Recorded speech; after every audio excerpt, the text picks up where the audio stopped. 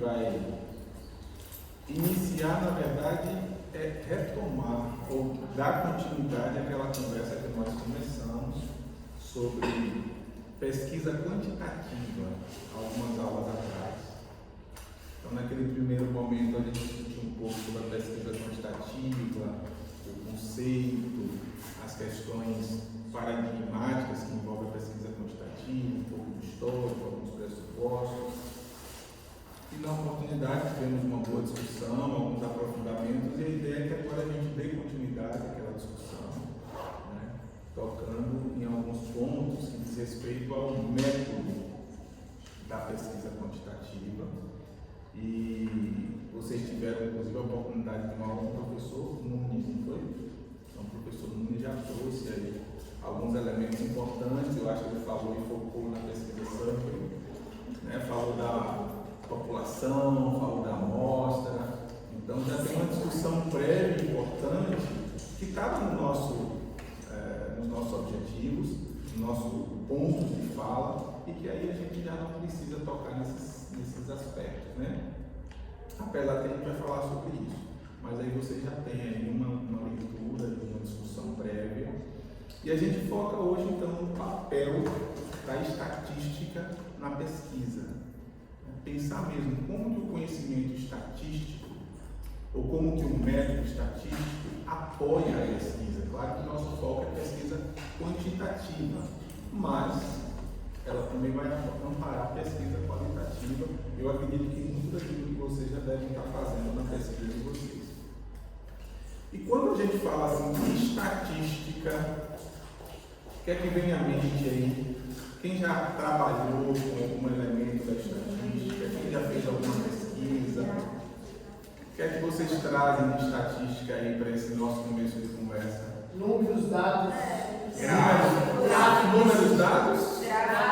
Gráficos. Números, dados, gráficos, o que mais? Probabilidade. Probabilidade. Interessante, né? Vocês Amostra. já lidaram com cálculo de probabilidade? Já fizeram cálculo? Na graduação eu tive estatística 1 e 2. Como? Na graduação eu tive estatística 1 e 2 na época. Eu também. Se denunciou. Introdução estatística.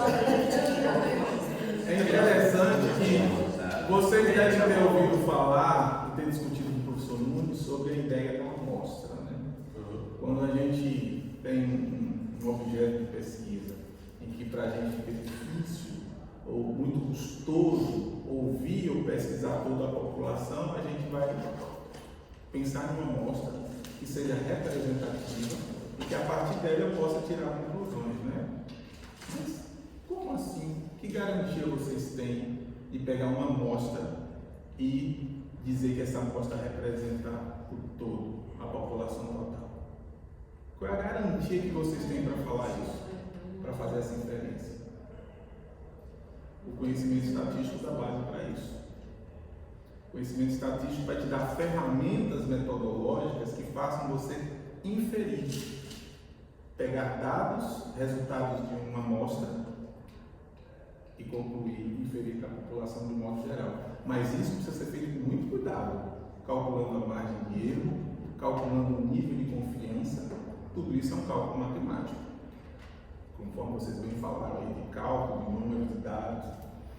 Então perceba que a estatística é um ramo de conhecimento, né? É um conhecimento matemático que ele é basilar para uma pesquisa quantitativa. Basilar, tá? Do ponto de vista histórico, assim como o conhecimento matemático, ele está nos primórdios do desenvolvimento humano. Nessa capacidade mesmo de contar a produção agrícola, na capacidade de contar a quantidade de pessoas, quantidade de homens, de mulheres, de crianças, né? Então está bem nos primórdios. Existem relatos de 5.000 anos antes de Cristo no Antigo Egito, de como os faraós já utilizavam técnicas de contagem para saber sobre sua população, quantidade de nascimentos, quantidade de homens, de mulheres, a produção daquele povo. São dados estatísticos. Armazenamento de grãos. são métodos estatísticos, 5.000 anos antes de Cristo, né?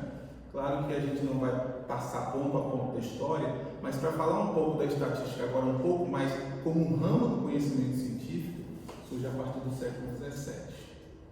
É que começa a se pensar nessa estatística, na própria etimologia da palavra estatística. Se vocês forem depois buscar lá, né, uma pesquisa rápida, vocês vão ver que tem uma ligação com a ideia de status, no latim, de estado, porque surge também ligado à ação de governantes para pensar em gerenciar aquele estado, contando a população, né, contando os trabalhadores, contando a produção. Então, estatística vem de status, estatísticas, que tem essa relação com a própria ideia de governo, né, do próprio estado. E a partir do século XVII surge mesmo como um campo, como um ramo da matemática que dá suporte a um tipo de pesquisa que é a pesquisa quantitativa. Se a gente fosse aqui usar um resumo muito pontual sobre qual o papel da pesquisa, da estatística na pesquisa, eu diria que é transformar dados em conhecimentos visando compreender a realidade e orientar decisões. Olha só. Então, a estatística, enquanto um conjunto de estratégias que te ajudam e que ajudam o pesquisador a organizar dados, a catalogar dados, a coletar dados, a sistematizar esses dados e transformar informações, transformar dados em conhecimento de uma dada realidade, dentro de uma característica, dentro de uma variável que o pesquisador e a pesquisadora ela esteja investigando. O objetivo é compreender a realidade dentro das suas múltiplas variáveis. E, por fim, para que compreender a realidade? Para orientar a tomada de decisões. Então, observa que a estatística ela tem como objetivo final orientar tomadas de decisões, orientar escolhas. Tá? A gente poderia falar, por exemplo, os algoritmos, né, que são utilizados hoje para as redes sociais, eles têm esse papel, né, da estatística para eles mostrarem, para eles transformarem isso em mais conteúdo para você? Claro, perfeitamente, porque tudo aquilo que acontece em frações de segundos dá para eles informações estatísticas sobre preferência. Tem horas que ele vai lá e pergunta se esse anúncio é interessante para você, e aí você vai lá e confirma, e ele diz que vai reproduzir conteúdo semelhante durante X tempo. Às vezes basta um acesso, né? Uma pesquisa e logo... Tanto que você tem aquele negócio de ficar falando perto do celular, sei lá, Analdina, aí depois quando você chega no celular aparece a vida toda já está. E eu tenho certeza que vai aparecer até a foto da Naldinha. Sugestão do WhatsApp.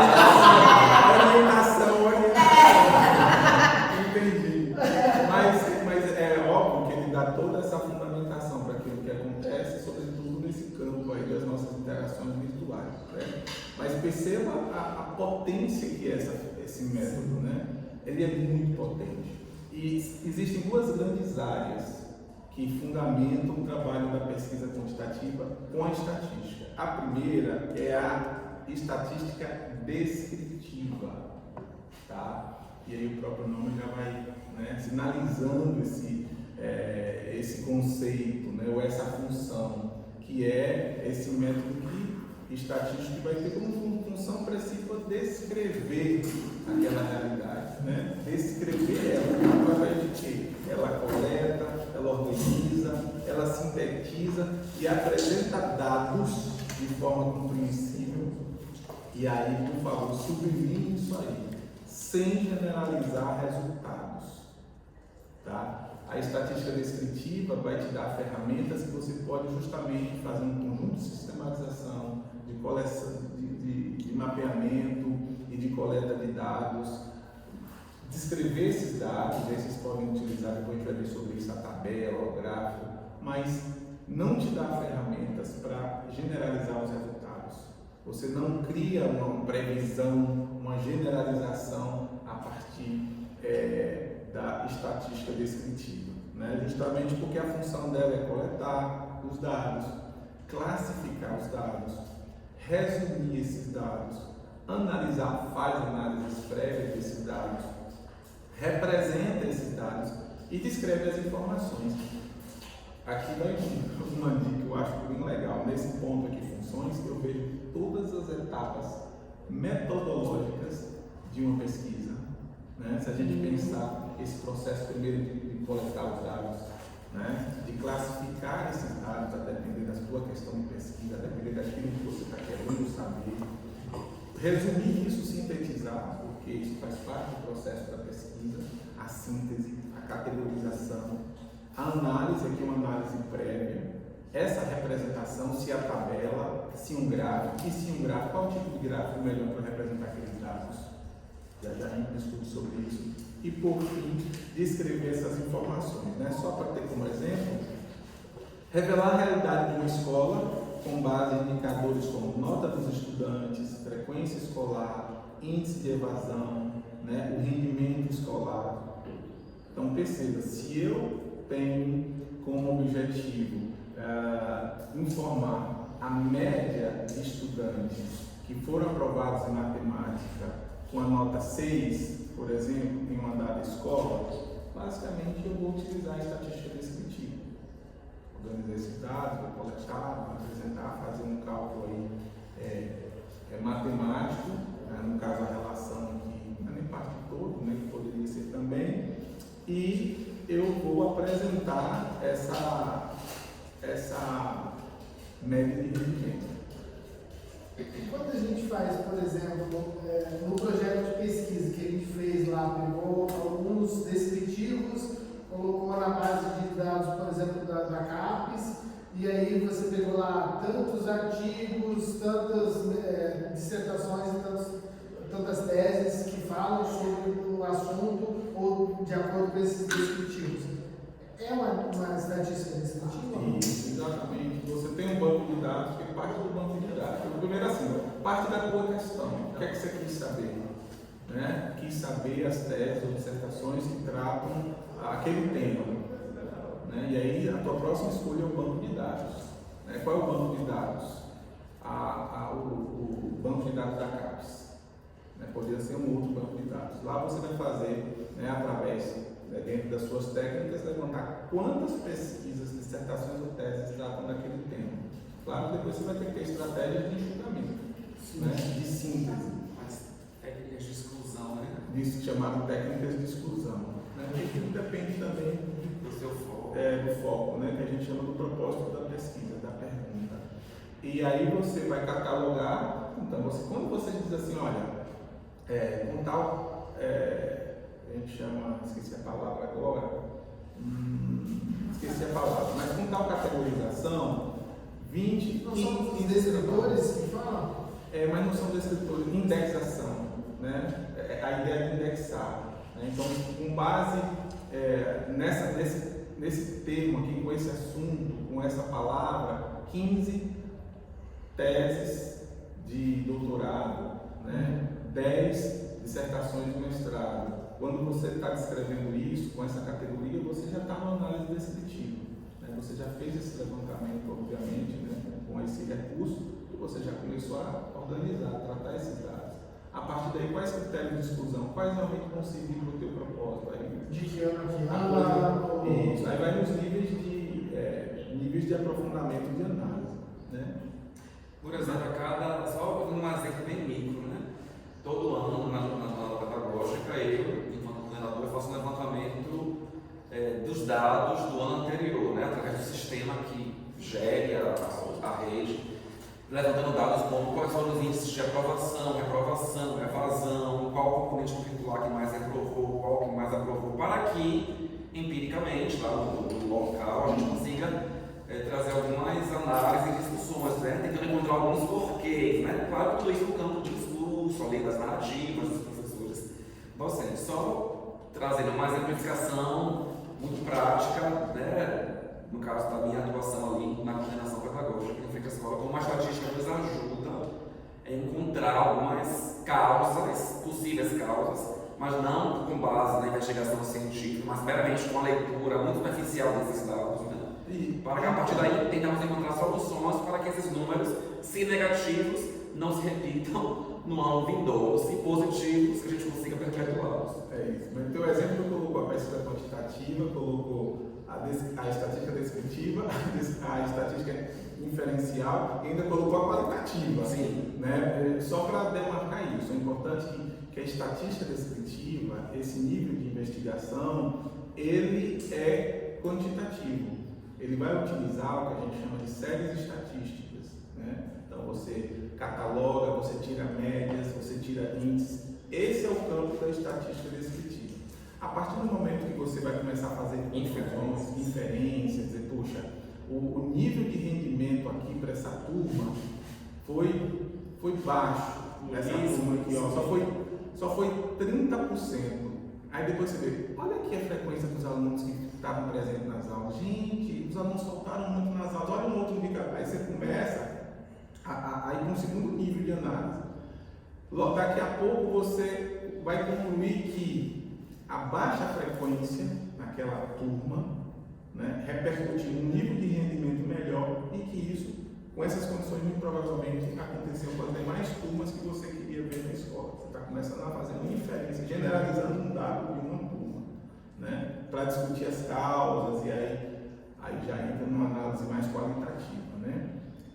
A descritiva, ela tem esse, vamos dizer assim, esse escopo, né? Ela coleta, ela classifica, ela analisa, representa e descreve. Só uma pergunta.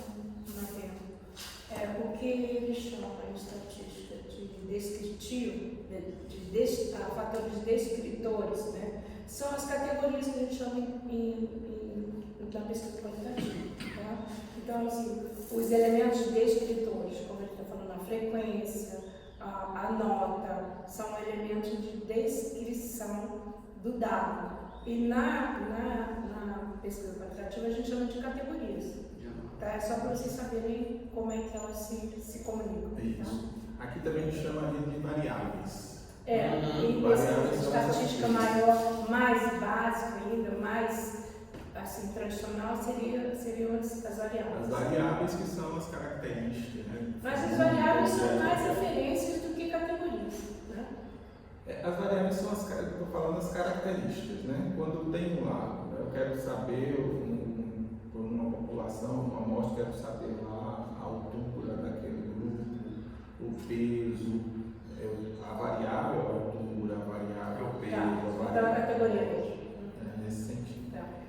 Então, essa é a estatística descritiva que nos ajuda, é um método de pesquisa extremamente interessante, importante. E a outra área, né, que elas dialogam e elas nos dão ferramentas para as nossas análises, é a estatística chamada indutiva ou inferencial. Qual é a diferença? É que essa análise ela vai além da descrição. Cristiano. Vai além dessa. Agora, professor, rapidamente, no slide anterior, sim, talvez eu tenha me perdido aqui, né? Diz que como a descritiva, uma das funções também é analisar. Isso. São análises prévias. Né? Quando você tem, assim, você organiza um dado, para você falar de que, olha, a média de reprovação foi 60%, né? Você tem uma análise feita aí. Né? Você não tem uma inferência. Ok. É uma análise. Você está fazendo uma análise descritiva. Uma análise descritiva com essa função. Frequência que o dado aparece, por exemplo. É um outro exemplo. E o que diferencia é aqui. A indutiva ela vai além da descrição. Né? A partir de uma amostra representativa, e sempre a gente vai destacar isso, a importância de construir amostras representativas, você discutiu isso com o professor Nunes, ela vai te ajudar a interpretar os dados para você tirar conclusões sobre a população. E aqui que é fantástico, sabe, a gente pensar em que medida que aquela amostra te dá condições para você inferir, para você generalizar os resultados, com margem de erro e com nível de confiança. E aqui tem uma coisa interessante, que é o que é que representa então a margem de erro? A margem de erro não está dizendo o percentual que tua observação está certa ou está errada. a margem de erro está 5%, para mais ou para menos. Não diz respeito à sua observação se está certo ou está errado. Diz respeito ao tanto de que aquela amostra representa o todo. Esse nível de confiança de representatividade. Tipo quando tem uma pesquisa de político Eleitoral. Que tem essa margem. Isso, exatamente. A margem para mostrar isso. A margem diz respeito ao quanto que o teu resultado da amostra é confiável para a generalização. É esse o ponto, né? Por isso a importância de uma amostra representativa, né? E aí, a ideia de representatividade, a gente deve ter discutido, né? A depender também do objeto, como se constitui uma amostra representativa. É importante estar atento a isso. Ela precisa ter todas as características da população. Você precisa agregar na amostra todas, ou praticamente todas as características da população. E outra coisa, quando é possível que ela seja aleatória. Que a gente vai ver com uma probabilidade da margem e subsídios para que você possa inferir, para que você possa perceber que uma pesquisa eleitoral a nível de Brasil, que tem milhares e milhares de pessoas, eu faço uma pesquisa com 2.000 pessoas e consigo inferir. É aquele processo randômico que fala que é um aleatório nesse sentido. Isso, quando há do aleatório, exatamente, no campo da probabilidade te dá níveis de confiança na inferência, pela questão da aleatoriedade, né, que é uma outra estratégia para a construção da tua amostra, que ela precisa ser muito bem representativa, né? Então, aqui eu acho que está a diferença chave da estatística descritiva para a inferencial ou indutiva, que a inferencial ou indutiva te leva a você generalizar, a você fazer previsões. E aí sim, os cálculos probabilísticos precisam ser tomados, levados em consideração. Essa estatística indutiva permite estimativas, previsões e generalizações com base em probabilidades. E a probabilidade que vai te dar o grau de certeza ou de incerteza. Então, perceba que esses dois ramos, esses dois campos da pesquisa estatística, eles se complementam e te dá ao pesquisador esse aprofundamento na análise, né? Como exemplo, prever tendência de aprovação e reprovação com base nos dados da amostra. Então, você prevê tendências sobre que nível ou que classe social, enfim, determinada aprovação é maior ou menor. Você garantindo uma amostra representativa em uma escola, em uma turma, você pode fazer uma inferência para a rede toda de um município, né? Desde que você garanta a amostra representativa e todos os cálculos probabilísticos sejam feitos de forma devida, tá? Eu acho que isso dá um panorama aqui para a gente já entender um pouco a estatística, né? enquanto um conjunto de estratégias para a pesquisa quantitativa, que eu acredito que dialoga aí, né? Um pouco, não sei se alguém já está nesse nível aí, eu vi que você falou desse levantamento aí no campo. Não, foi só no projeto de pesquisa, quando você vai entrar no processo seletivo, que é uma pesquisa descritiva, tá? Algumas fases da pesquisa quantitativa. Queria eu, professora Naldino, estar nesse nível Nesse aí, nível, né? já na dissertação. Mas breve você vai estar. Já estamos em Vocês julho. já estão no Faltam 3 meses apenas. A minha orientadora fala diferente, ela fala justamente isso, só falta 1 ano e meio. E sempre do jeito que o tempo está, que a gente começa a segunda e depois a gente já está na quinta, depois a gente vai na quinta, né? Para perceber o quanto o tempo tem corrido. A apuração dos fatos, tá? Então a ideia do resumo, de organização dos dados coletados, e aí a contagem, agrupamento, classificação, eu diria que essa é a primeira fase da pesquisa quantitativa, tá? Essa apuração dos dados. A apresentação dos dados, se você vai fazer tabular ou gráfica, é esse ponto que a gente vai seguir agora de forma mais aprofundada, e também a análise e interpretação dos dados. E aí o cálculo de medidas, tem gente que quer calcular a média, outros querem calcular a moda, a mediana, dentro da pesquisa quantitativa. Tá? Uma série estatística, descrição do fenômeno, né? Interpretação e generalização. Então, quem quer fazer uma pesquisa quant dentro do teu quali, essas etapas aqui, elas são interessantes do ponto de vista da consistência da produção do conhecimento nessa base quantitativa. Tá? E aqui, eu acho que tem outra discussão que foi interessante, que nós só sinalizamos na nossa última aula, que fala sobre a apresentação dos dados. Uso de gráficos e tabelas para os nossos dados. Né? Qual que usar, por que usar, qual que é melhor. Isso não deve ser feito de forma aleatória. Mas para mostrar que não deve ser feito, não é uma escolha aleatória, eu preciso realmente entender o que é uma tabela, o que é um gráfico, quais os tipos de tabela, quais os tipos de gráfico e quando usar cada uma delas. Então a gente vai adentrar um pouco nessa construção de dados com tabelas e gráficos, dizendo que tanto um como o outro realmente dão uma base visual para aquilo que nós estamos organizando, que nós estamos tratando, e os tipos mais comuns são as tabelas estatísticas, que a gente vai ver uns exemplos, gráfico de colunas, gráfico de barras, gráfico de setores, ou aquele famoso gráfico de pizza, né? Gráfico de linhas, gráfico de dispersão, histograma, tem um que está aqui que a gente vai ver que é um mapa também. O mapa também é um gráfico, tá? Uma representação gráfica, melhor dizendo. Então vamos caminhar um pouquinho para alguns tipos, né? Vocês utilizam comumente ou têm maior afinidade com algum desse tipo de gráficos?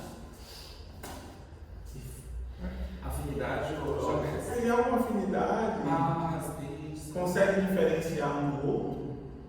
Um tipo do outro? coluna, barra, até linhas, mas dispersão, histograma já. Qual até a gente ter visto. Enquanto que usa um, enquanto que usa outro? O que é basicamente no momento. A limitação está Que permite usar mais cores. a limitação estatística é tão grande que eu fico só no de bar e no da pizza, porque saiu daí eu não sei nem para que serve. Então, Mas assim, barra de coluna não é só uma questão Estética. não. Gráfico de linhas, Que na dera. escola do trabalho, a gente trabalha com os resultados dos alunos do Enem dos outros anos. Gráfico de Linhas. o resultado dos alunos do Enem dos outros Dos outros anos. Aí é assim, vai 2019, aí 2020, aí vai. Se houve Ele fica assim, se subiu, se desceu, em que nível tá. Vocês fazem análise da curva, então. Da curva. Isso, a gente já recebe pronto do sistema, né, da plataforma de ensino que a gente tem lá, e a gente só analisa. Aí mesmo. O gráfico de linha eu só uso para medir minha pressão Resultado e do meu IDEB ao ritmo longo do cardíaco. tempo. Duas variáveis, resultado do IDEB ao longo do tempo. Vocês utilizam o gráfico de linha. Vamos ver se foi o mais apropriado, né? Mas claro que a gente ressignifica, né? Eu acho que a gente tem que pensar gráfico, tabelas como textos. Não tem um texto da língua portuguesa, são textos matemáticos. E quando eu falo de texto, eu estou me falando naquela estrutura, título, desenvolvimento, né? Aquelas conclusões, fontes. legal essa visão do matemático, né? É. De uma tabela pra gente não é isso. Então vamos começar com a tabela, né? Vamos começar com a tabela. Isso, vamos começar com a tabela, porque a tabela é um texto, um gráfico é um texto, e a gente não pode perder isso de vista. Os meus alunos estão chegando na graduação matemática. É um descritor de aprendizagem da educação básica, sinal, sabe? Ser leituras, gráficos e tabelas. Claro que quando a gente vê essa tabela assim, toda bonitinha, aí vem o que o Cristiano falou, é o visual, é o colorido, né? Existe esse elemento sim, é considerado mesmo que visualmente você tem um nível de atenção e de agradabilidade de você ver esse contexto, mas essa construção não é trivial, né? E essa escolha também não é trivial. Essa aqui é uma tabela, se eu perguntasse a vocês qual é o título dessa tabela? Tipo, variável. Título. Título. Acho que Tá.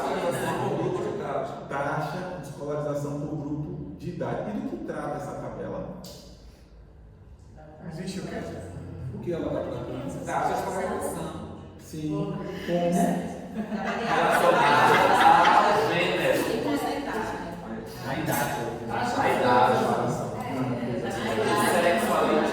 Sexo total, essa idade. Eu acusei. Taxa de escolarização entre 0 a 25 anos. Sim, mas porque tem sexo e não idade. Se não tem nenhum dado ali que traga. Sexo total é masculino, feminino. Mas não me traz ali nenhum dado que faça essa. só está dizendo que pegou ali. Não, mas ali o sexo total vai dizendo que tem masculino e feminino, todos. Ah, ok. Está todo mundo junto, então. Tá, ok. Sei lá, Agora vamos com pensaria a que- leitura que vocês fazem, qual a conclusão que vocês chegam? Dá uma olhadinha assim rapidamente. Que depois. Por que de 18 a 24 anos está destacado? Porque. Porque é uma taxa que está mais baixa. Está mais baixa? Essa taxa está aumentando, está caindo? Tá caindo. Ao Com longo certeza? Ela sobe. Dentro da margem de. Ela sobe e desce. uma estabilidade. Ela aumenta entre 2018 e 2019 e ela começa a cair, né? Digamos assim, depois da pandemia. Um dado que sobe e desce, que é que significa na estatística, na matemática. Quando Acima. vocês forem fazer algo que está oscilando, estável, Variável, né? Variável. é um dado, Variável. não é variante. Ele varia no sentido que o sobe e desce, mas há uma instabilidade. Algo não está consolidado dentro da curva. Né? Você não tem essa consolidação. Porque matematicamente falando, a gente vai ver que ela também não é de uma hora para outra que ela vai disparar assim, sobretudo sobre esse objeto aqui. Então, que faixa que está reduzindo essas taxas de escolarização? Entre 2019 e 2020. Na faixa etária, desculpa, Ah. idade. 18 a 24. 18 a 24 anos. Né? Então, aqui tem uma discussão até aprofundada para falar dessa escolarização que vem diminuindo nessa faixa etária, de 18 a 24 anos. O meu objetivo aqui não foi discutir isso não, é só para trazer uma ideia de tabela. Né? E a tabela são estruturas que organizam informações utilizando dados numéricos em uma sequência específica, mas são dados numéricos, estatísticos, tá? Estatísticos, quantitativos, em uma sequência específica, por linhas e colunas, de acordo com as variáveis que estão sendo estudadas em um determinado fenômeno. Então, chama a atenção dessas variáveis. Quais características que o pesquisador está observando? Coletou e organizou isso em uma tabela. Tá? A tabela é texto que tem um título que vocês leram aí perfeitamente, taxa de escolarização de idade. Tem um cabeçalho que vai aí, somente as identificações das colunas ali. Essa tem mais informação, né? Fala da taxa de escolarização como variável, fala que é na Bahia, diz que pegou esse masculino, feminino, sexo total aí, e do grupo de idade e os anos. Tudo isso faria parte desse cabeçalho. O corpo do texto é justamente todos esses dados que estão descritos, tanto no grupo de idade como também ao longo dos anos, e tem a fonte também. Olha só que é um texto muito perfeito, porque a tabela te dá essa sistematicidade, ela comunica muito bem essa organização. Né? E é uma ferramenta para vocês apresentarem dados, para fazer uma primeira análise descritiva, que eu acho que é fantástica, é muito boa. E ainda tem duas coisas que não estão aqui, três. As linhas vocês conseguem ver, as colunas a gente já entende qual é, e tem também as células. Células são unidades, onde você tem um dado quantitativo, cada número de uma célula. Então a célula abarca isso aqui. Tá? Então perceba que buscando esses dados, como dá para a gente uma visualização geral e panorâmica dessa variável taxa de escolarização por grupo de idade. Tá? Então as tabelas elas nos ajudam a apresentar dados de forma numérica, organizar as informações em linhas e colunas, permitem comparar variáveis sobre determinados parâmetros, taxas que a gente viu lá, taxa de escolarização, tempo, grupos populacionais e vários outros, e principalmente possibilitam análises visuais.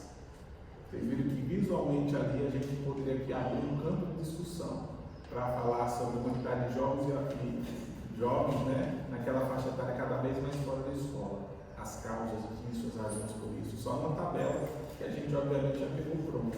Então é um texto que traz dados, que traz informações que são importantes. Além das tabelas, né, a gente tem os gráficos.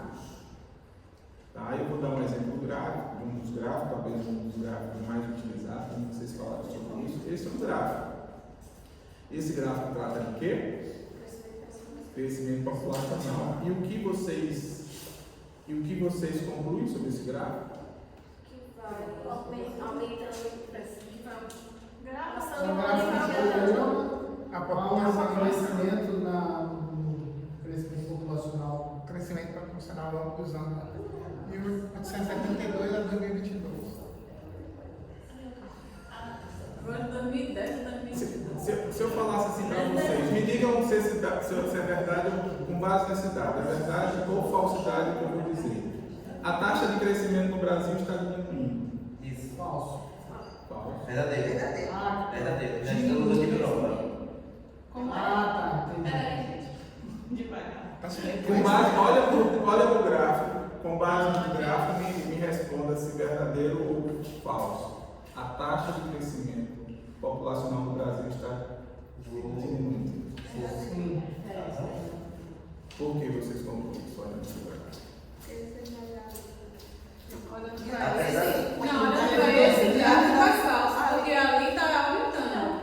Não, Mas se você olhar aqui, o 1950 e relacionar com 1960 e for perceber 2022, você vê que a diferença de um pouco de 10 anos é menor. Está diminuindo. Ó, de 1950 para 1960 cresceu Sim. Porque a considerável na tabela. De 2010 para 2022 pessoas a mais foi em menor. 10 anos. Na sua pergunta está implícito uma categoria que é o ritmo. Essa taxa O ritmo de crescimento. Que você ficou aí, né, tentando explicar, mas faltou uma palavra só que é uma chave. Categoria de escritor, a palavra-chave que vai definir o que ele pediu. Então, fazer a leitura da pergunta é tão importante quanto responder. Certo? Você sabia o caminho, mas você não tinha a palavra na hora. Mas assim, muito bem colocado por vocês, essas ideias que são interessantes, porque claro que eu estou jogando para vocês uma análise aqui, que a priori vai ser só visual, né? Que vocês conseguiram mapear.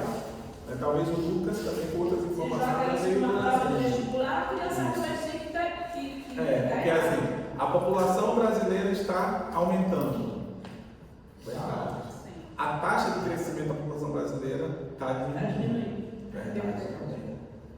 Né? E esse gráfico pode nos mostrar os elementos mais simples. Né? Eu não vou entrar nos cálculos aqui, mas vocês conseguiram perceber muito bem. Olhando nos próprios retângulos justapostos, já vê que, por assim dizer, as alturas elas começam a diminuir uma década, né? Entre um período e outro. Tá? Uma coisa interessante é que a construção de uma tabela de um gráfico desse é todo matematicamente calculado, até geometricamente, os espaços, tá? Os intervalos, a gente vai falar sobre isso. E o gráfico é essa representação visual de dados numéricos, estatísticos, geométricos. E qual é o objetivo? Apresentar de forma rápida e concisa os resultados obtidos. Né? Só que essa organização nos permite chegar a conclusões sobre a evolução de um fenômeno, comparar ou saber sobre como se relacionam os valores de uma série. Então perceba a riqueza que a gente tem de um texto. Qual é o título do texto? Crescimento populacional, Censo 2022 IBGE. Eu tenho todo o corpo do texto, faltou a fonte aqui, tá? Colocar a fonte, mas aí seria mesmo lá IBGE 2022, eu poderia colocar até o site, né, que a gente pegou. Se bem que nesses casos foram gerados por alunos que eu trabalhei em matemática aplicada. Então, Então, um trabalho que a gente fez, e aí eu vou trazer muitos dos que eles fizeram, porque diz respeito a dados aqui da universidade, da educação do campo, que eu acho legal a gente, vocês verem como que foram organizados. Só que quando a gente fala de gráfico, eu diria aqui, só para a gente ter uma ideia aqui, olha só quantos tipos de gráfico que nós temos, né? Quem gosta Tem muitos que usam colunas, setores, linhas, diagramas, barras, áreas, e esses que fazem o combo, né? Que utiliza lá a linha junto com o histograma, enfim. As escolhas não são aleatórias. Não é simplesmente porque esse é mais bonitinho, esse é mais fácil. Cadê o Cristiano para ver isso? Não é. Os gráficos têm um sentido de existir, tem uma concepção por trás deles, tá? E que a construção deles diz respeito à forma com que você lida com as variáveis, o que você quer tratar delas, o que você quer representar. Professor, mas assiste comigo no trabalho. É muito Porque na complexo. realidade a gente vai pelo desenho, pela cor. Assim, na realidade, quando a gente pensa no gráfico, se você pensar isso tudo que está falando, não vamos usar nunca mais. Porque se você precisa saber, eu vou falar para você da impressão que eu tive quando ele estava falando. Eu fiquei assim, gente, se eu usar um gráfico, eu vou ter que contratar alguém. Exato. Para pensar nos cálculos. Eu vou ter que contratar um matemático. Ou então eu vou abrir mão disso. Nunca mais eu vou usar um gráfico de pares. A minha sugestão é justamente essa que a gente está vendo aqui. A gente compreende um pouco o conceito de cada um, quais as relações que estão postas, porque aí a gente faz Mas as como escolhas. cientista, você anula qualquer tipo de tentativa de usar gráfico. Não, acho que os gráficos podem usar. Eu acho que os cálculos, e aí é onde você mais para frente a gente vai fazer, os cálculos mesmo, os níveis de confiabilidade, de margem de erro, que aí sim eu acredito, porque existem cálculos matemáticos que são específicos, existem parâmetros específicos para se trabalhar. Então, talvez aí o diálogo, né, com alguém da área da matemática vai ajudar nessa análise. Diga. Mas o objetivo de convidá-lo para essa apresentação era o meninos vai iluminar contra o meu uso, e você não a situação. Agora eu vou iluminar, calma. Vamos iluminar a partir de agora. Então, bagunçou tudo, mas é a melhor forma da gente, né, trabalhar um pouco assim, essa produção de conhecimento. Então vamos caminhar para cada um dos gráficos para dizer quando que é escolhe, quando que é melhor, porque eu acho que isso ajuda nesse processo de escolha, nesse processo de representação, né, dos dados. Então vamos começar com esse aqui, vou retomar ele, que é o famoso gráfico em colunas, que é um dos mais usados, ou pelo menos mais se utiliza ele, né? Esses dados que eu já falei, né? Toda essa representação dele, observe que os tamanhos dos retângulos são, né? As medidas desse, né? O espaçamento deles são padronizados, os espaçamentos entre um e outro são padronizados, aonde está o tempo, o ano, aonde está esse dado populacional. Então, tudo, não dá para fazer um gráfico de qualquer jeito, né? Existe, inclusive, uma regulamentação que orienta a construção dos gráficos. Existe uma regulamentação que orienta a construção dos gráficos. Claro que hoje nós temos aplicativos que nos ajudam já nessa formatação, né? Mas o gráfico de coluna, gente, os dados do gráfico de coluna são representados através de retângulos justapostos verticalmente em colunas. Esse tipo de gráfico representa praticamente qualquer série estatística. O que isso quer dizer? Ele é muito propício quando você tem essas duas variáveis que você quer relacionar, tá? E ele vai te dar aí, seja tempo e quantidade, quantitativo, seja o valor em de uma determinada instituição, o valor produzido. Então essas duas variáveis, essa relação, o gráfico de colunas é tipo, não vou dizer que é uma coringa, né, porque ele tem sua especificidade, mas geralmente é muito mais fácil fazer esse tipo de relação, de construção de dados com essas duas variáveis, gerando um gráfico de colunas, que diz respeito justamente a esses retângulos que ficam aí justapostos, descritos dessa forma. Tá? Tem um outro tipo também de gráfico de coluna, esse aqui é uma entrada única, que só está tratando essas duas variáveis aqui, que é o ano e o dado populacional, né? A quantidade de pessoas ali na população. Mas tem também, por exemplo, esse gráfico aqui, que diz a evolução do número de matrículas e cancelamentos de estudantes camponeses em curso de graduação na UFRB. Então eu tenho aqui, ó, uma duplicidade, é um gráfico de coluna, só que eu estou tratando matrículas, que são os retângulos que estão nessa coloração aí, azulada, né? E tenho já também os cancelamentos. Então olha só, duas variáveis aqui que eu estou tratando dessa forma, como um gráfico de colunas, tá? Esses são dados também da pesquisa que foi feita, né? E aqui a gente poderia fazer uma discussão interessante sobre a participação e a permanência de estudantes camponeses nos cursos de graduação da UFRB, né? Que não é o nosso caso aqui, mas eles estão vendo o título, o corpo e estão vendo a fonte, tá? Só um detalhe. Você explicar esse gráfico, para você descrevê-lo numa tese de dissertação, a etnografia é muito importante porque a noção de camponeses, da minha forma que você cansou de já falar comigo, grupo rural, pessoas do ambiente rural, e a noção de campo, que aqui tem outra ideia, você precisa do elemento etnográfico, você ir lá, saber quem são, para você falar assim, quando eu digo camponeses da UFRB, eu estou significando isso. É aí que entra a distinção cultural, etnográfica que a gente usa. Porque você não pode simplesmente jogar estudantes camponeses sem explicar que tipo de campo você está falando, que tipo de camponês é esse, quem são esses caras. Essa é uma questão muito interessante e muito importante, porque a gente percebe muito alguns textos que você vê o gráfico lá, uma tabela, e não se discute, não se analisa, não se apresenta essas categorias, né? Se é camponês, o que é esse estudante camponês, a que se refere isso, o que esses dados estão tratando. Então, não só lançar um gráfico, fazer um gráfico, mas você precisa discuti-lo no texto. Apesar da gente estar vendo aqui informações sistematizadas, mas você vai precisar discutir a construção do texto e a análise que você quer fazer a partir dele. E aí vem, obviamente, análises devidas explicações, né, que são conceituais, né, que são históricas.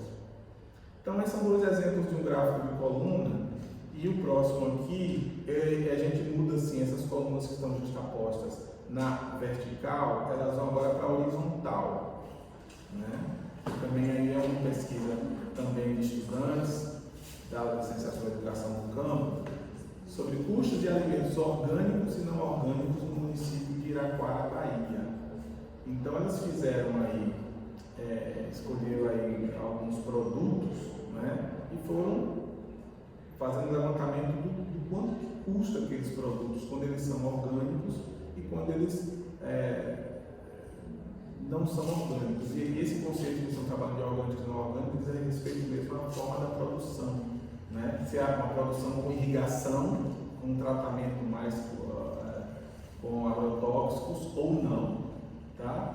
E aqui já é um gráfico em barras que eles são representados através de retângulos dispostos horizontalmente em barra, que são as chamadas barras. E qual é assim, a especificidade que diferencia um uso do outro? É justamente na quantidade de dados que você vai colocar na tabela ou no gráfico. Geralmente, quando se passa de 7 dados, 7 gráficos, que não é o caso aqui tem 6, né? Mas eu acho que tinha mais, tem outro gráfico. De 7 dados para cima se utiliza o gráfico de barras. Está na quantidade de dados que você vai colocar. Você não vai ter uma tabela muito, você vai ter essa arrolação mais na horizontal. Então tem inclusive uma parametrização nesse sentido. Essa é uma das principais diferenças na escolha, né? Se você tem lá 10 dados para colocar, o gráfico de base vai te dar uma visualização melhor ao invés do gráfico da coluna. Tá? Não é uma relação estética, é uma relação espacial? Estética não, eu acho que está bem dentro do campo dessa visualização, né? Você, ao invés de você ver várias, né, colunas assim, você Teria acaba alguns problemas, né? Por exemplo, de nomear cada, no caso seria coluna, cada coluna ali, ó, tomate, cenoura, alface, você não teria espaço suficiente. Ficaria algo muito. Ali fica mais organizado. Então, essa é um dos principais critérios, né, que a gente orienta na escolha, na diferença, tá? Nessa quantidade de dados que você vai fazer a representação. Agora tem um que é muito, sabe? É esse daqui. É o famoso gráfico de pizza, né? Que na verdade é o gráfico de setor. Esse é o termo dele, é o gráfico de setor. É aquele gráfico que analisa a relação da parte com o todo. A relação da parte de um dado que eu quero ver em relação ao todo. Tá?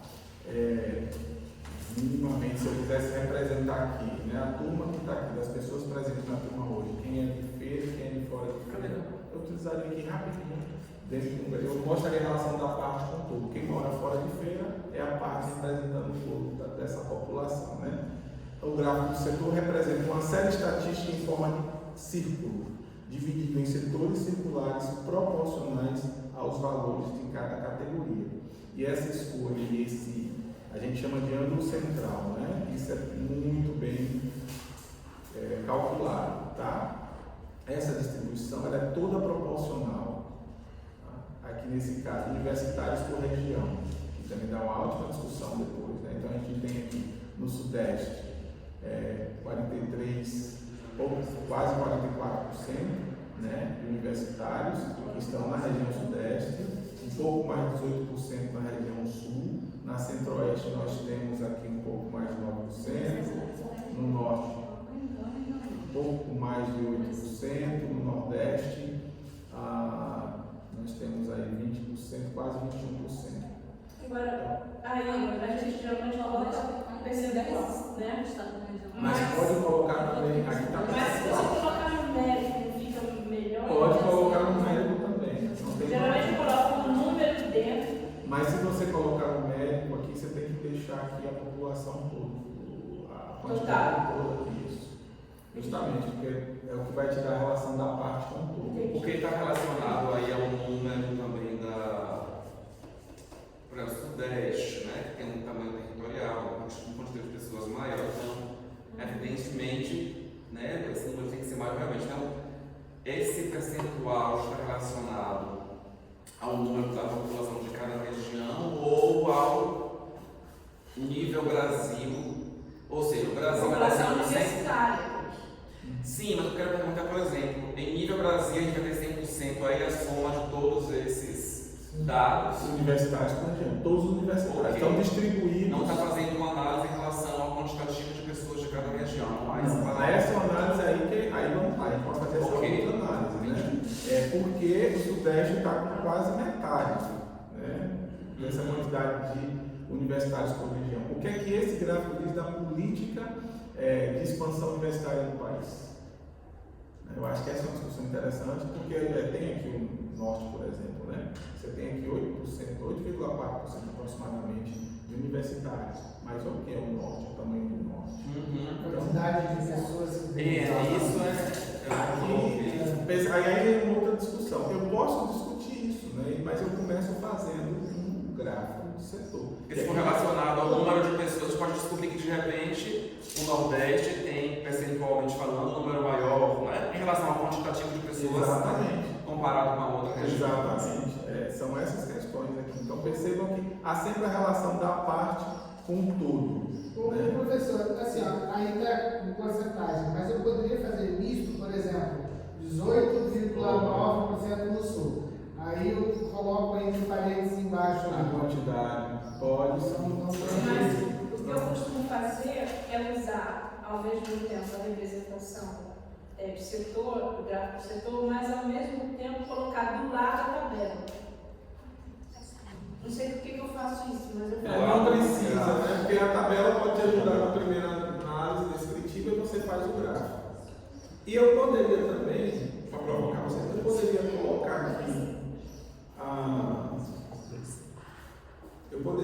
aqui nem dado quantitativo, nem dado percentual. Mas aí ia ser maldade fazer isso, né? Não, então não faça. Eu ia tirar todos os dados e deixar só esse desenho e essas fatias de pizzas aqui. Aí Como que eu conseguiria fazer uma análise a partir daqui? Não, seria interessante se você tivesse assim por décadas. Porque, por exemplo, quando eu fiz minha tese de doutorado, esse norte-nordeste aí, né, é só mesmo o sudeste que tinha mesmo uma proporção maior de estudantes, especialmente na pós-graduação. Eu lembro disso da pós-graduação, por exemplo, para cada uma pessoa de ensino fundamental, 100 pessoas de ensino fundamental, de ensino básico, tinha uma no ensino superior. Sim. Quer dizer, cada isso, 100 tinha uma. Isso no Sudeste. Não, Brasil? No Brasil. Quer dizer, aí você imagina a pós-graduação, isso aí na graduação. Né? Você imagina a pós-graduação. Na época que eu fiz a minha tese, que eu fiz esse dado aí. E se você colocar isso progressivamente, você vê um sentido bastante legal de ver a imagem setorial, né, se abrindo e se fechando, justificando uma política de descentralização, por exemplo, do ensino superior no Norte-Nordeste, que é o que a gente está vendo nessa década, a partir de 2020. Né? Isso.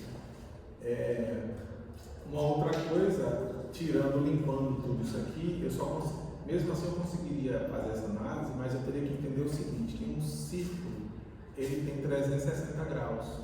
Então eu teria que saber o ângulo central de cada setor desse. Se eu sei o ângulo central de cada setor desse, eu posso calcular com o transferidor, eu consigo estimar essa distribuição. Mas isso fica para a próxima aula.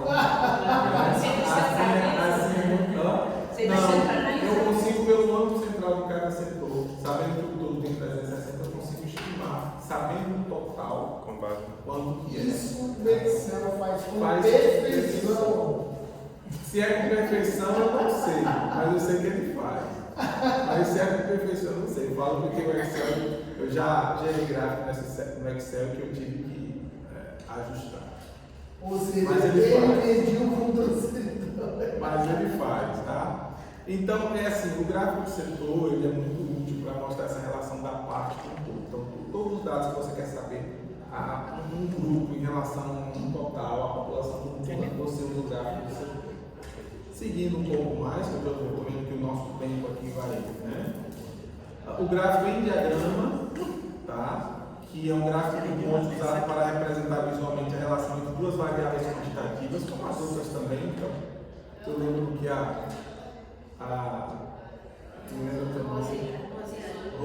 Rosiane estava falando, né?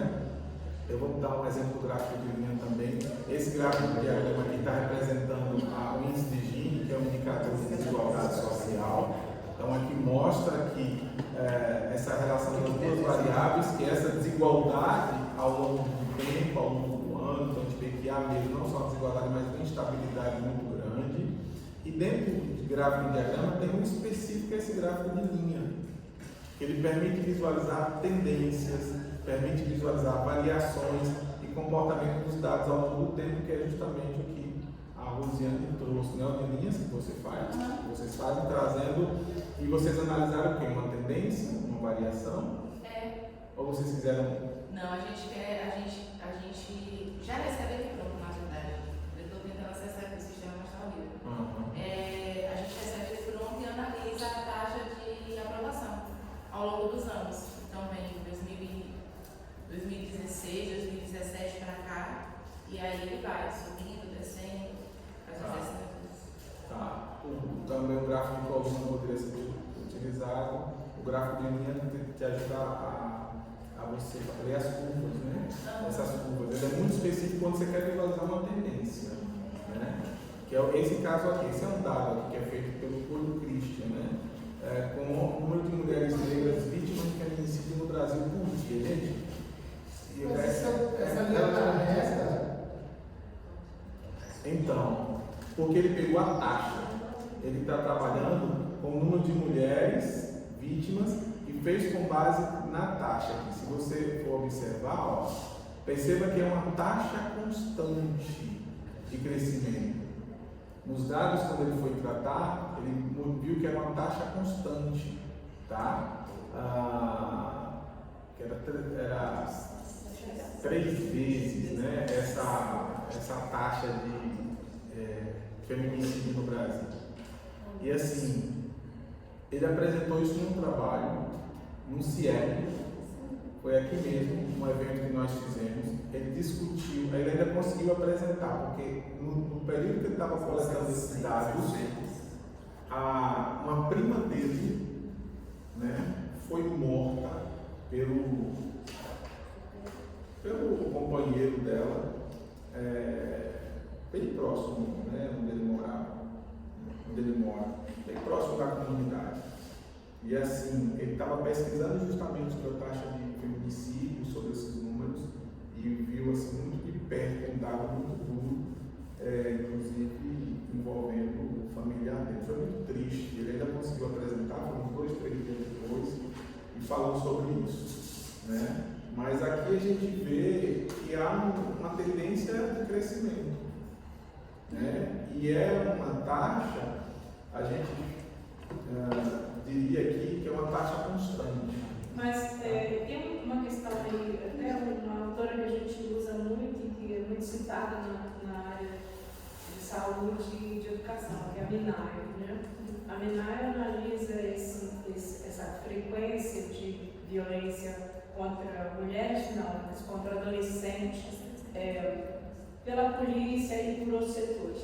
Uma das questões, e o feminicídio é bem típico sobre isso, uma das questões que ela conta é que a estatística ela revela o registro, né? Se existe um registro técnico, né, seja pela delegacia da mulher, no caso aí, né, ou o policial, né, delegacia da mulher, ou hospital, seriam os 2 lugares onde essas coisas são registradas. Então, ultimamente, nos últimos, sei lá, 10 anos, 15 anos, depois da Lei Maria da Penha, a gente vê isso muito mais frequente, né? Delegacia da mulher, fazer o registro. Mas antes, as mulheres morriam porque suicidou, ela quis morrer. O marido que matou, mas ela quis morrer. Ela pediu para morrer. Tá? Então, esse tipo de registro que não tem, ele cria um gap quando você vai fazer uma pesquisa, no caso da pesquisa qualitativa, que você não consegue acessar. Tá? Não tem muito a ver com a sua apresentação, é só para explicar que muitas vezes você não encontra esses dados porque a forma como o dado tem sido tratado pela sociedade não é representável estatisticamente ou não tem o exercício do registro pela sociedade de modo geral. É tomado como uma questão, é assim mesmo, assim que acontece aqui na nossa cidade, é assim, né? O registro de morte, por exemplo, agora no caso da pandemia, não existe uma coisa segura de quantas pessoas morreram por terem sido afetadas pelo Covid-19 ou por outra razão. Então, muita gente morreu e não tem o registro correto porque foi no bolo da Covid. Então, isso aí é uma coisa que só a pesquisa qualitativa vai te dar uma amostra mais segura. Então, você tem que ir lá, perguntar, como esse caso desse moço aí, que está fazendo esse trabalho e a vizinha morreu. Aí, se você não tem esse dado, que a coisa está muito perto da gente, está dentro de casa, está do lado, está no vizinho. Se a gente não tem esse dado, e esse dado do vizinho, do de perto, ele é dado pela pesquisa qualitativa. Então, por isso elas se complementam. Sim, perfeito. Sem isso era como até que isso aqui não existisse, né? Exatamente. Então, quando tem esse gap, vocês desconfiam e vá caçar aquilo, sabe? Buscar, fuçar mesmo onde que está o problema, né? E na maioria das vezes, como diz a Minayo, está na forma de registro, na forma como a sociedade faz a anotação desse fenômeno. Agora, eu demorei para entender esse gráfico. Ele está dizendo que 60 cada mulheres, cada dia duas mulheres são vítimas de feminicídio no Brasil. Exatamente, exatamente. São Mas dias. eu não sou de exato. E esses 720? Ao longo do ano, ao longo de 360 dias. Aqui está isso. Exatamente. Um lativo aqui. O diagrama de dispersão, que é um gráfico de pontos que representa visualmente a relação entre variáveis quantitativas. Então, isso é muito ligado a quando você quer ver a variabilidade de um dado em relação a uma média. Né? É uma média, ele é chamado esse trabalho, esse diagrama de dispersão. Nesse caso aqui, você está vendo os habitantes maiores de 70 anos dentro do número de habitantes. Quantos estão na região central, quantos estão na periferia. Né? Então, E mostra que é uma maior quantidade na periferia. isso. E esses pontos mais caros? É para ficar mais bonito. Tá claro que é o que fecha o carnaval. É a sombra. Eu acredito que está muito por conta da imagem, né? Elas vêm mostrando, até porque ele não fez nenhuma. Quando ele trabalha com cores, você está na legenda. Então eu acredito que seja muito. Mas tem relação com a população total e a população de idosos, né? Essa diferenciação. Sim. O histograma, né? Que é uma representação gráfica de barras contínuas e representa a distribuição de frequência de dados agrupados por intervalo de classe. Qual é a diferença desse para aquele gráfico de colunas? Aqui, perceba que as colunas são justapostas. Por quê? Porque ele diz respeito a um dado agrupado. Não tem intervalo. Os dados são agrupados. Perceba que aqui está vendo o nível de colesterol aqui, sabe? A frequência desse nível de colesterol, obviamente, dentro de alguns dados de análise aqui. Ao longo de 20 dados, 20 anos.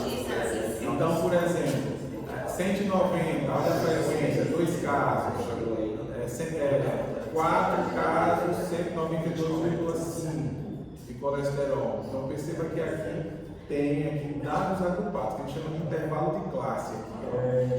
Justamente dentro dos intervalos de classe. Aqui, de fato, você entra aqui numa série estatística, para você agrupar os dados que tem na tabela. Trabalha com agrupamento de dados para depois jogar no histograma. Curva de graus. E aí vai fazendo a leitura também dessas médias, que são essas tendências aqui. Acaba sendo um gráfico mais elaborado, um gráfico de coluna, mas é muito utilizado, principalmente com esses dados contínuos, né?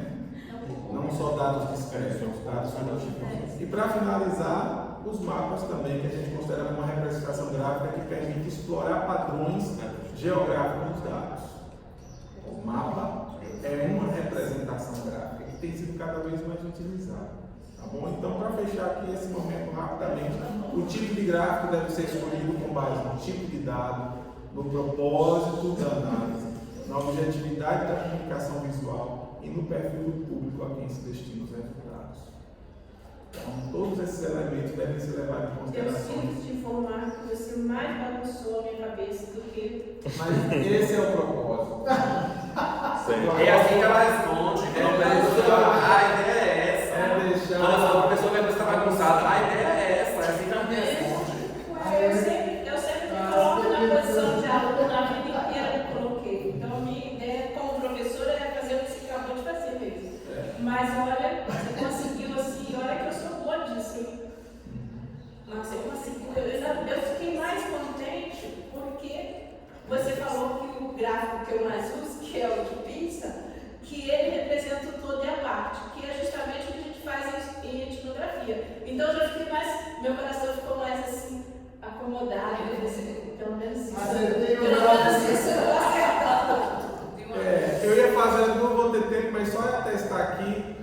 escolhi algumas questões de pesquisa e você me falasse que tipo de gráfico você sugeriria para fazer.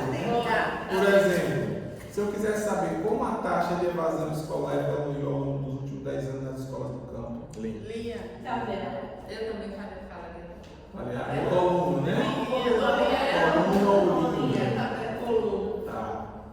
Qual é o desempenho médio dos estudantes por componente curricular em determinada escola? Aí que aquele que Médio poderia ser porcentagem. aquele que faz assim. Aí eu usaria porcentagem.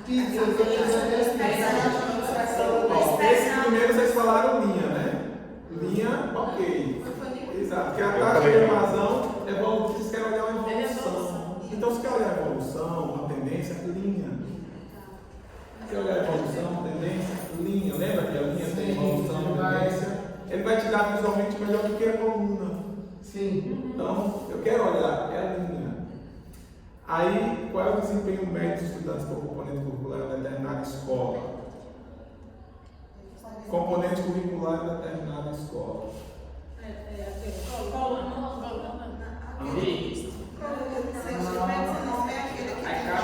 Aquele que tem aquela barra acima assim. Ó, perceba. Você quer olhar o desempenho médio dos estudantes por componente curricular em determinada escola. Tem muito componente. É o barra, porque são muitos componentes. Mas Poderia ser barra, exatamente. Ou coluna ou barra, para depender do componente curricular. se são muitos componentes. Eu tinha colocado aqui como coluna, mas pode ser barra pela quantidade de componente curricular. O terceiro, quantos professores atuam por área de formação nos municípios atendidos pelo PG5? Quantos professores atuam por área de formação nos municípios atendidos pelo PG5? Colocar Tem que saber quantas pessoas são nessa lista. Pizza, né? Pizza. Pizza, relação parte com o todo. Não tem. Eu acho que Barras e colunas aqui. Barras e colunas. Que dá também essa possibilidade. São esses dois dados que vocês têm.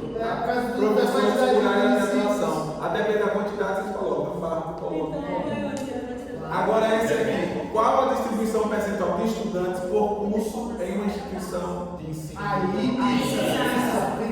Pizza. De setor, para falar mais bonito. Isso, exatamente. Esse é o setor. Vamos gráfico de setor. Percentual de estudantes por curso. Como se distribuem as notas dos estudantes de matemática em determinada avaliação? Como se distribui as notas dos estudantes de matemática em determinada avaliação? Distribuição. Olha aí a distribuição, me vê uma distribuição ali. aquela curva de Gauss. Dispersão? Aquela primeira que o senhor colocou. Qual foi que eu falei de dispersão? Ou que eu falei de distribuição, agrupados? Foi essa penúltima. Tem a curva de Gauss. O colesterol. Histograma? O que daria perfeito isso aqui. Eu falei a curva de Gauss. Existe relação entre a frequência dos estudantes e seu rendimento escolar em ciências?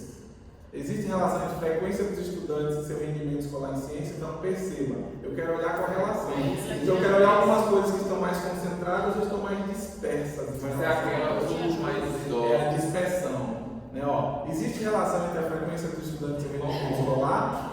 Aí eu vou olhar a frequência dos estudantes e o rendimento escolar. Eu crio uma média e vejo quanto que estão mais próximos ou mais distantes. Claro que tem uma construção antes. Essa é o da dispersão. E como se distribui a taxa de analfabetismo por município no território de entidades atendidos? Ó, distribui a taxa de analfabetismo por município nos territórios. Uma barra, né? Um mapa. A gente faz um mapa, bota os territórios de entidade, Vai mudando as coisas. né? E vai colocando ali. Enfim, tem alguns ajustes, algumas. A depender, a gente pode colocar aqui no de barra, de coluna, mas assim, em linhas gerais, para vocês tentarem fazer esse exercício, eu acho que só em saber que a escolha não é aleatória, não é? Já ajuda bastante. Bom, para finalizar, os níveis de análise, a estatística é uma sugestão que a gente dá aqui, tá? Vocês vão fazer análise estatística, pelo menos pensar nos 3 níveis, que pode ajudar muito. O primeiro nível é o nível da leitura direta dos dados, olhar os dados, fazer essa leitura, catalogar esses dados. O segundo, já começar a olhar a relação entre as variáveis, o que é que elas aparecem de relacional. E o terceiro, fazendo inferências, tá? Sempre de olho no problema de pesquisa de vocês. O nível de leitura, vocês fazem a descrição básica dos dados, tirem percentuais, tiram as médias, medianas, tiram os totais, e o foco é o que os dados estão mostrando. Tá? Vou dar um exemplo para vocês aqui de uma pesquisa de professores que participam de curso de formação e o quanto deles que mudam a prática deles a participar do curso de formação. 60 professores participaram da pesquisa. Ao todo, 36 afirmaram ter mudado suas práticas avaliativas após a formação. A análise 1, extremamente leitura direta, com a descrição só do cálculo percentual. 60% dos professores avaliados relataram ter mudado suas práticas pedagógicas após a formação. Esse é o nível 1. Né? A gente chama de um nível de uma camada primeira de análise, essa leitura direta.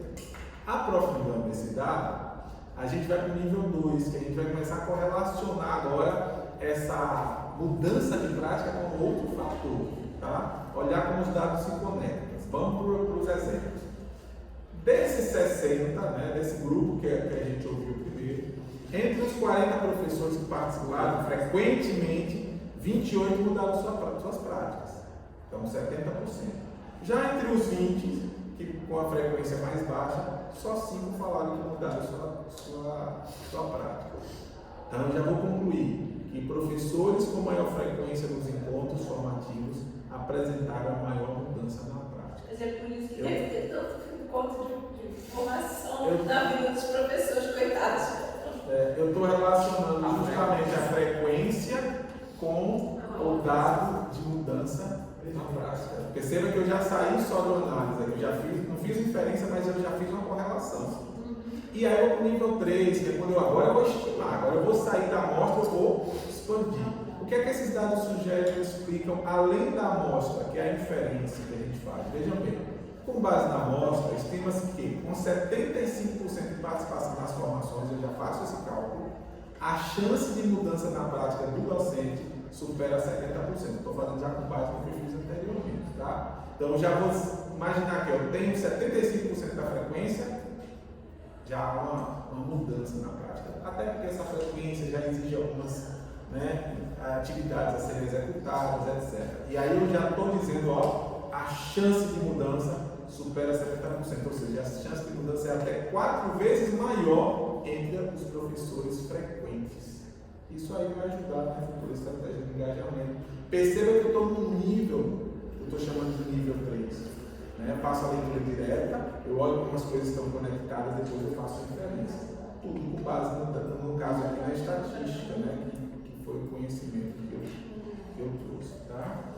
Bom, então para concluir, pesquisa quantitativa, ela realmente tem que responder o problema da pesquisa, negar ou confirmar a hipótese, apontar o alcance dos objetivos, indicar a importância do tema investigado, os resultados obtidos.